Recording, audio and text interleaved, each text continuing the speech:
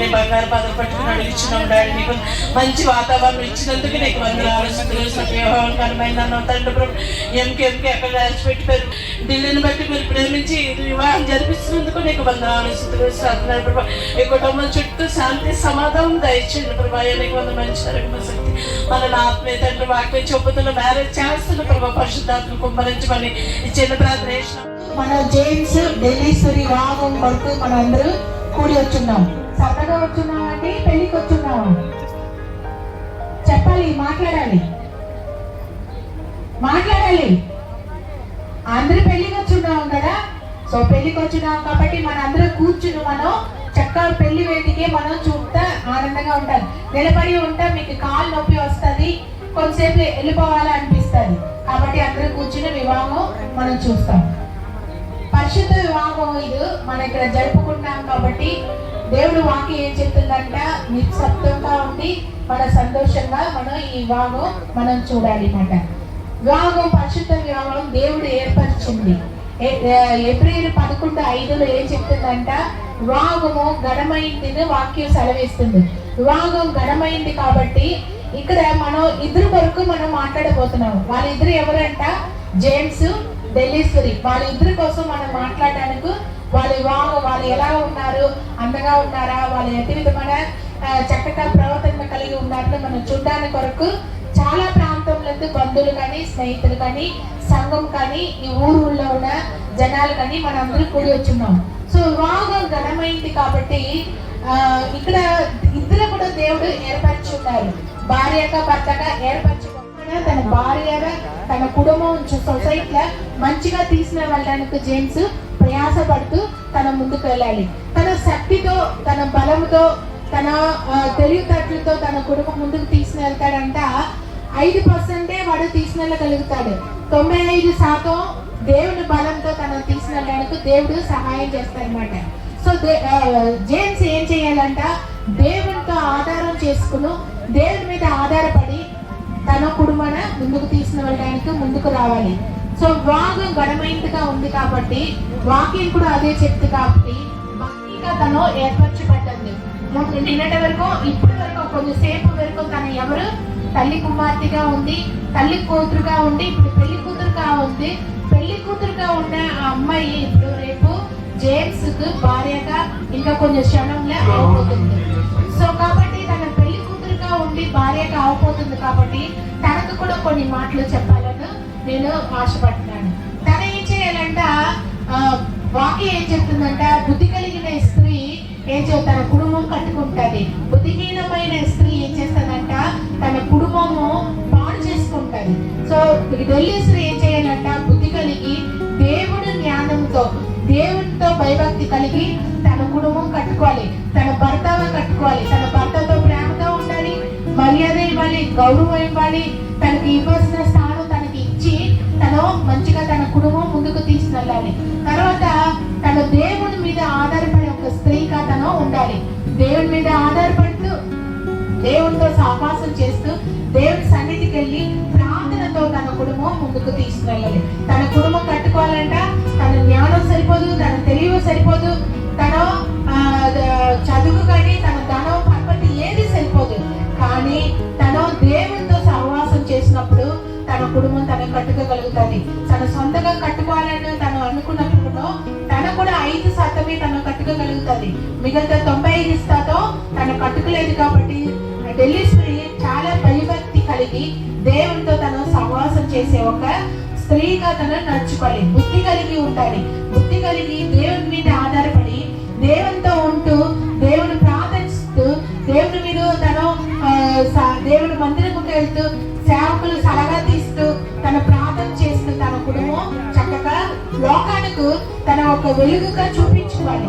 లోకానికి చాలా మంది ఈ కాలంలో చూసుకుంటా భర్త మోసం చేసిన స్త్రీలు చాలా మంది మనకు కనపడతారు. తన కుటుంబం కట్టుకోలేదు, వాళ్ళ జ్ఞానము వాళ్ళ తెలివి సరిపోక వారి కుటుంబాల వాళ్ళు చెడిపెట్టుకుని వాళ్ళ కుటుంబం రోడ్డులు పాలవుతుంది, వీధులు పాలవుతుంది. అందరూ నోట్ల వాళ్ళ కుటుంబం కోసం మాట్లాడుకోవాలి. కానీ ఢిల్లీశ్వరి ఏం చేయాలంట, దేవుని ప్రేమలో తన కుటుంబం కట్టుకుని వెలుగుగా తను నిలబడాలి. ఈ రోజు ఎంత సంతోషంగా ఉందో తన జీవించే కాలము తన జేమ్స్ తో తన జీవించే కాలం, ఈ లోకంలో జీవించే కాలం డెల్లీశ్వరి ఆ భర్తకు లోబడుతూ దేవునికి వెలుగుగా తన ఉండాలి. లోకానికి వాళ్ళు జేమ్స్ డెల్లీశ్వరి ఇద్దరు ఒక కుటుంబంగా జతపరచబడినప్పుడు లోకానికి కానీ, సంఘానికి కానీ, కుటుంబాలకు కానీ, బంధువులకు కానీ, స్నేహితులకు కానీ ఎలా చూపించాలంట గౌరవంతో వెలుగుగా తను చూసే ఒక స్త్రీగా తను నడుచుకోవాలి మాట. అటువిధ జ్ఞానం ఎక్కడికి వస్తుందంట? లోకంలందు రాదు, చదువులందు రాదు, డబ్బులందు రాదు. కానీ దేవుడితో తను ఉన్నప్పుడు అటు ఇది మన జ్ఞానం తన ఇస్తాడు. తన కుటుంబం సంతోషమా తన కట్టుకోగలుగుతాడు, తన సంతోషమా ఉండగలుగుతాడు. కానీ లోకం ఏం చేస్తుందంట? కట్టుకున్న కుటుంబాన్ని చెడు చేయడానికి, తన విడుపు చేయడానికి చాలా ప్రయత్నం చేస్తూ ఉంటారు. కానీ డెల్లీశ్వరి ఏం చేయాలంట? దానికి తను విధేయత ఫ్రెండ్స్ తో కానీ, బంధువులతో కానీ, ఎవరైనా ఏదైనా చెడ్డ మాటలు చెప్పినప్పుడు కానీ తను వినకూడదు. వినకుండా ఏం చేయాలంట? తన వాక్యాలకు విధేయత చూపించాలి. ఏదైనా తనకు సందేహం వస్తా, డౌట్ వస్తా, తనకు తెలియలేదు ఈ సందర్భంలో నేను ఏమి చేయలేకపోతున్నానప్పుడు తను ఏం చేయాలంట? దేవుని సేవకుల దగ్గరికి వచ్చి సలహా తీసుకోవాలి. పాస్టర్ గారు ఇలాగ నా పరిస్థితి ఉంది, నేను ఏం చేయాలన్నప్పుడు సేవకులు తనకు సలహా ఇచ్చి తన నడిపిస్తారు. మూడోది ఏంటంట? పెద్దలకు గౌరవం ఇచ్చేవారుగా ఉండాలి. ఆదిత్యం చేసే ఒక స్త్రీగా ఉండాలి.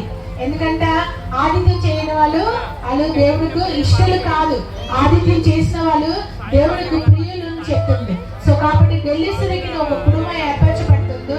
డెల్లీశ్వరి ఏం చేయాలంట? ఒక గౌరవకరంగా దాన్ని నడుచుకోవాలి.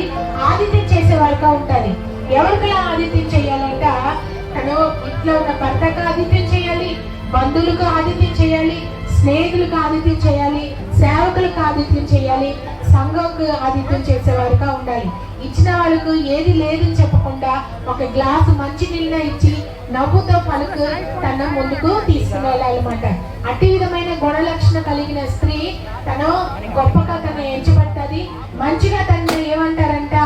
తన బుద్ధి కలిగిన స్త్రీగా ఉండి తన కుటుంబం కట్టుకోగలుగుతుంది మాట. కాబట్టి డెల్లీశ్వరి ఏం చేయాలంట? బుద్ధి కలిగి ఉండాలి. బుద్ధి కలిగి తన కుటుంబం తను కట్టుకోవాలి, దేవుడితో నడవాలి. ఇద్దరు కలిసి ఏం చేయాలంట? షికార్లు తిరగకూడదు. బంధువుల ఇంట్లోనూ లోకం వైపు అని చెప్పి షికార్లు తిరగకుండా, అటు ఇటు పరుగులు పెట్టకుండా, ఆదివారము, శుక్రవారము సంఘంలో ఏ కూడిక పెట్టినప్పుడు కూడా, ఎటు విధమైన ప్రార్థన పెట్టినప్పుడు కూడా ఆ ప్రార్థనకి ఇద్దరు కూడా కలిసి వెళ్ళాలి. దేవునితో వాళ్ళు ప్రార్థన చేసుకోవాలి. దేవునితో కలిసి ఉన్నప్పుడు వాళ్ళ కుటుంబంలో సాతాను వేలుబడి చేయడానికి అవకాశం ఇవ్వడు. ఎందుకు నేను ఇంత మాట చెప్తున్నానంట? దేవునితో ఉన్నప్పుడు వాళ్ళ కుటుంబం మీరు ఏమంటారు? వాళ్ళ అరే జేమ్స్ నీ భార్య ఎలా ఉంది, డెల్లీశ్వరి నీ భర్త ఎలా ఉన్నారు అని చెప్పి అడుగుతాము. అంతేకాని మన పెళ్లి కూతురు పెళ్లి కొడుకుని చెప్పి మనం వాళ్ళని పిలవం. సో కాబట్టి వాళ్ళిద్దరు ఏం చేయాలంట? దేవునితో వాళ్ళు ప్రేమతో ఉండి దేవునితో ప్రార్థన చేసుకోవాలి, దేవునితో వాళ్ళు నిలబడాలి, దేవుని సహవాసం చేయాలి. నాలుగోది ఏంటంట? వాళ్ళు ఏం చేయాలంట? భార్య భర్తలుగా సీక్రెట్ మెయింటైన్ చేయకూడదు.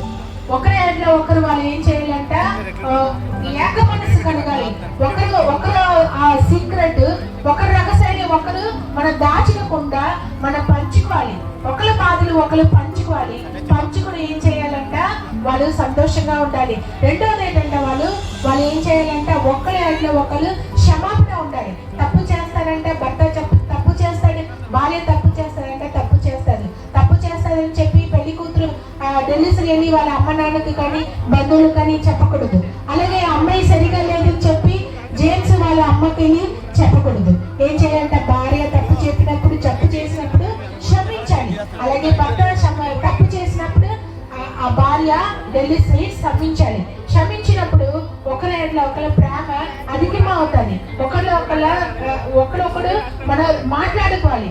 ఇద్దరు కూడా ఒకరొకరు ఇష్ట నష్టాలు మాట్లాడుకుని ఆ కుటుంబంలో ఇద్దరు కూడా సంతోషంగా వెళ్ళాలని దేవుడు ఆశపడతారు. సో కాబట్టి దేవుడితో కలిసి ఉండాలి, ప్రార్థన చేసుకోవాలి, భయంతో భక్తితో వాళ్ళు జీవించాలి. భయం లేకుండా లోకంలో నేను ఇష్టం వస్తుంటే వెళ్తాను, నేను ఇష్టం వచ్చినట్టు నడుస్తాను అంటే అది భయభక్తి లేని జీవితం అంటారు. భయం భక్తితో భార్యక భర్తక డెల్లీశ్వరి జేమ్స్ ఉండాలంట? భయము, దేవునందు భయం కలిగి ఉండాలి. మనిషినందు కాదు, దేవునందు భయం భక్తి కలిగి ఇద్దరు కూడా జీవించాలి. ఏదైనా తప్పు చేసినప్పుడు ఇది దేవుడికి వ్యతిరేకమైంది, ఇది తప్పు, నేను చేయకూడదు, ఇది చెయ్యాలి, ఇది చేస్తా దేవుడికి వ్యతిరేకమైందని వాళ్ళు ఒక్కసారికి 2 సార్లు ఆలోచిస్తూ వాళ్ళు ఆ పని చేయాలి. దేవుడికి వ్యతిరేకమైంది ఏది కూడా వాళ్ళు చేస్తా దేవుడు కోరుకోరు. సో కాబట్టి వాళ్ళ కుటుంబం సంతోషంగా ఉండాలంట. వాళ్ళ ఇద్దరు కూడా ఏక మనసు కలిగి దేవుడితో సహవాసం చేయాలి. భార్య భర్తగా ప్రార్థన చేసుకోవాలి, దేవుడి మందిరంకి వెళ్ళాలి, దేవుడితో సహవాసం చేయాలి, ఇద్దరు కలిసి ప్రార్థన చేసుకోవాలి. వచ్చిన బంధువులు, స్నేహితులు, సేవకులకు ఆతిథ్యం చేసేవారుగా వాళ్ళు ఉండాలి. అలా ఉన్నప్పుడు ఆ కుటుంబం వెలుగుగా వెలిగిస్తుంది. దేవుడు లోకానికి వెలుగుగా ఉన్నట్టు వాళ్ళ జీవితంలో కూడా వెలుగు ఉంటుంది. చుట్టూ ఒక కంచె వేస్తారు దేవుడు వారి కుటుంబంలో. రేపు జేమ్స్ డెల్లీస్బరీ జీవితంలో చుట్టూ ఒక కంచి వేస్తారు. ఆ కంచిలో వాళ్ళిద్దరూ ఉంటారు. వాళ్ళకి ఏ అపాయము రాదు, ఏ కష్టం రాదు, ఏ దుఃఖం రాదు, ఏ శ్రమలు రాకుండా దేవుడు వాళ్ళ కుటుంబం చుట్టూ ఒక కంచి వేస్తారు. రేపు డెల్లీస్బరీ తల్లిదండ్రులు కానీ బంధువులు కానీ దీనికి కుటుంబం రాదు. అలాగే జేమ్స్ వాళ్ళ అమ్మ వాళ్ళ కుటుంబం కానీ వీళ్ళ కుటుంబం కాదు, వీళ్ళిద్దరూ ఒక కుటుంబం అవుతారు. ఎందుకంటే భార్య భర్తగా వాళ్ళు ఎంచబడిన తర్వాత డెల్లీస్బరీ జేమ్స్ ఇద్దరు కలిసి ఒక కుటుంబం. అంతేకాని మేము అందరూ ఒక కుటుంబం అంటే బైబిల్ అది చెప్పట్లేదు. ఎప్పుడు వాళ్ళు భార్య భర్తగా ఉన్నారో వాళ్ళ ఇద్దరు ఒక కుటుంబంగా లోకంలో వాళ్ళు ముద్రించబడతారు. వాళ్ళ ఒక కుటుంబంగా భార్య భర్తగా లోకం సొసైటీ చూస్తుంది కాబట్టి వాళ్ళకు ఒక కుటుంబం లోకంలో వెలుగుగా వాళ్ళు చూపించుకోవాలి. ఏం చూపించుకోవాలంటే నేను ఇంత చేశాను, నేను ఇంత సంపాదించాను, నేను ఇంత చదువు చేశాను గొప్పగా చూపించడం కాదు, దేవుడే చూపించాలి.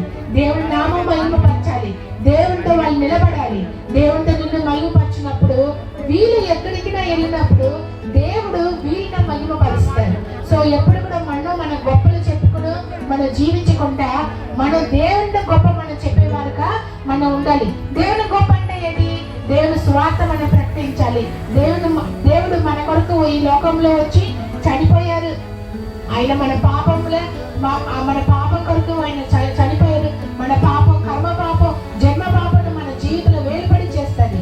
సో ఆ పాపం కొరకు దేవుడు వచ్చి ఈ లోకంలో చనిపోయి మళ్ళా 3వ రోజు తిరిగి లేచారు. కాబట్టి మనం ఏం చేయాలంట? మనం ఆయన స్వార్థ మనం ప్రకటించినప్పుడు మనకు నెమ్మది ఇవ్వడానికి, మనకు సుఖం ఇవ్వడానికి, మన ఈ లోకంలో ఆయన సంతోషంగా మనలో నిలబెట్టడానికి కొరకు ఆయన ఈ లోకంకి వచ్చారు. కాబట్టి మనం ఏం చేయాలి? దేవుని స్వార్థ ప్రతి ఒక్కరికి మనం చెప్పేవారుగా ఉండాలి. దేవుని సన్నిధిలో స్వార్థ ప్రకటించేవారుగా ఉండాలి. సంఘంలో కలిసిమెలిసి వాళ్ళు పనిచేసేవారుగా ఉండాలి. నేను ఎందుకు చేయాలి? ఎవ్వరు కూడా అధికారం దేవుడు ఇవ్వరు. వాళ్ళ సంతోషం నిత్యమా ఉండాలి. వాళ్ళు ఎప్పుడు ఈ రోజు ఎంత సంతోషంగా ఉన్నారో అలా జీవితాంత కాలం కూడా అంతే సంతోషంగా ఉంటారు. వీళ్ళిద్దరు కలిసి ఒక కుటుంబంగా ఉండి రేపు పిల్లలు కంటారు. పిల్లలు కన్నప్పుడు ఆ పిల్లలను కూడా వీళ్ళు ఏం చేయాలి? దేవుడిలో పెంచుకుని దేవుడికి లోకానికి వాళ్ళు ఒక వెలుగుగా ఉండి ఒక కుటుంబంగా వీళ్ళు ముందుకు వెళ్ళేవారుగా ఉండాలని నేను ఆశపడుతున్నాను. దేవుడు కూడా అదే ఆశపడుతున్నాడు. ఈ చిన్న వాక్యం దేవుడు దీవించిన కాక ఇద్దరు కూడా దీవించి ఆశీర్వదించిన కాక ఆమేన్.